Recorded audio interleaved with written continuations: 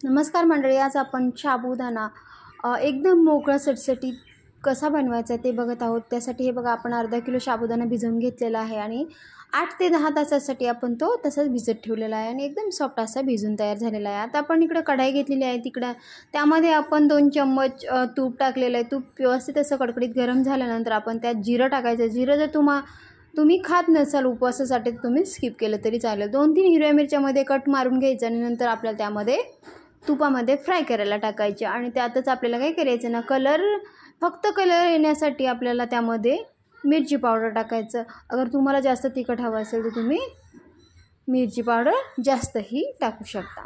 आणि हे बघा, त्यातच आपण बॉईल केलेले बटाटेही टाकलेले आहेत आणि त्याला व्यवस्थित असं फ्राय करून घ्यायचे आपल्याला आणि जो आपला साबुदाणा आहे ना भिजवलेला, त्याला आधी हाताने थोडंसं मोकळं करून घ्यायचं, म्हणजे त्याला वेगळं करून घ्यायचं आणि नंतरच आपल्याला कढईमध्ये टाकायचं आहे साबुदाणा।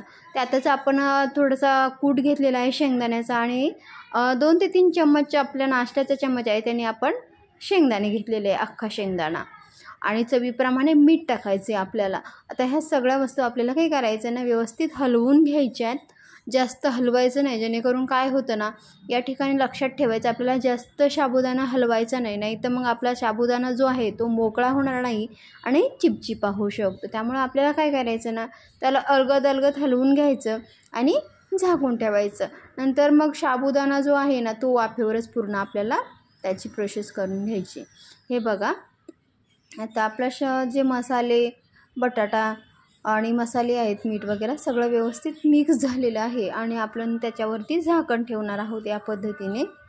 आणि हे बघा, 2 ते 3 मिनटं झाल्यानंतर आपला जो साबुदाणा आहे तो व्यवस्थित असा तयार झालेला आहे। आता त्याला जास्त हलवायची गरज नाही आहे आणि ते तुम्ही बघू शकता किती सुंदर असा मोकळा दाणा वेगळा झालेला आहे आपल्या साबुदाण्याचा। तर तुम्ही नक्की ट्राय करून बघा या पद्धतीने। आणि तुम्ही जर आपल्या चॅनलला अजूनही सबस्क्राईब केलं नसेल तर सबस्क्राईब करा, बेल आयकॉन प्रेस करा आणि असेच नवनवीन व्हिडिओ पाहत राहा।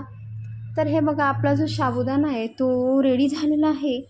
तर तुम्ही कोणत्या पद्धतीने साबुदाणा तयार करता तेही मला कमेंट करून नक्की सांगा आणि जास्तीत जास्त शेअर करा।